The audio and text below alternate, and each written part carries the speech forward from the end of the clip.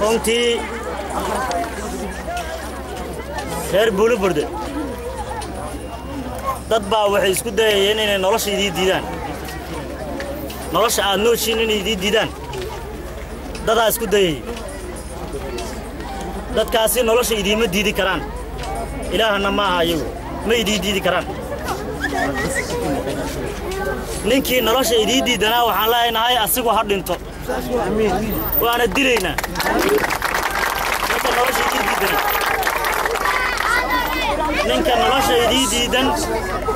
ninka nolosha idii diidan asigu ha dhintaan leenahay waana dilaynaa way naga go'aanta inaan dilno hadduu u maleeyo inaan ka caajisayno ama aan ka daalayno ama uuna argagixi karo mana na argagixi karaan mana ka daalayno her iyo habiinna waan ku soconaynaa inaan noolaatid waa ku dilaynaa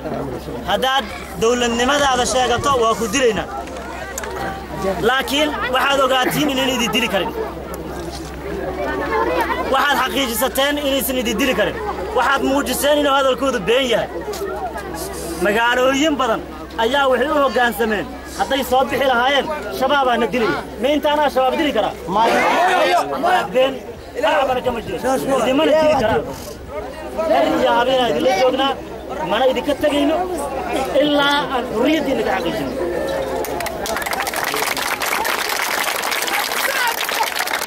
mahad celinaya waan halkaan ugu mahad celinaya dawladda aan walaalaha nahay Jabuuti shacabkeeda dawladdeeda ciidankeeda iyo madaxweynaha waxaan kaloo halkaan rabaa inaan ugu mahad celiyo dawladda Soomaaliyeed shacabkeeda oo kan ah oo runta sheegay ciidankeeda qalabka sida ee kala duwan ee ayaguna runta sheegay ee rumeeyay waxay shabaab diidayeen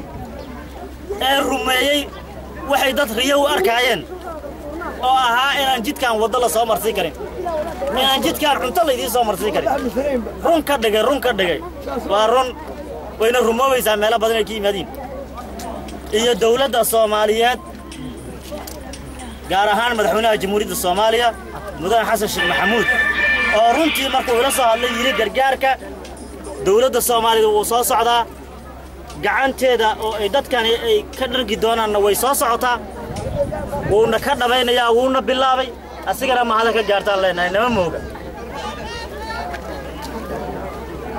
waxaan rabaa inaan ilaahay uga baryo inuu jannadiisa ka waraabiyo dadkii shuhaadada ahaa ee runtii u dhintay inay intaan noolaadaan magaaladan waxaan nimida ayagoo dad badan ina duugayo ayadoo dad badan ay guryaha yaaliyaaleen baahi u dhimanayaan laakiin maanta baahidii ma jirto baahidii maanta ma jirto dadkii u dhintay ee u horeeyay nabadoonkii qaaliga ahaa ee naga baxay Axmed Cabdi Caalim ilaahay runtii naxariistii jannada ka waraabiyo waa shahiid asiga iyo wiilashii naga dhintay annaga Soomaalida iyo wiilkii Jabuuti halkaan ku dhintay waa shahiid sababta ah dawladdiisii raashin soo dhiibtay iyo naftiisu isku soo daray inuu halkaan keeno si ay dadkaani u noolaadaan way noolaadeen wayna rumowda arintaasi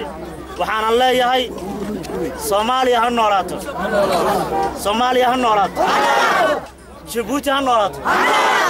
Jabuuti ha noolaato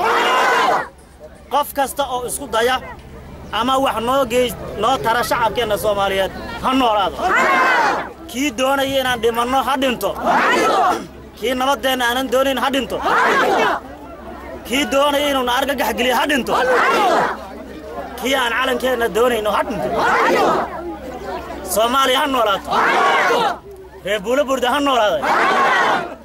وأنا ذي جعلنا والسلام عليكم ورحمة الله وبركاته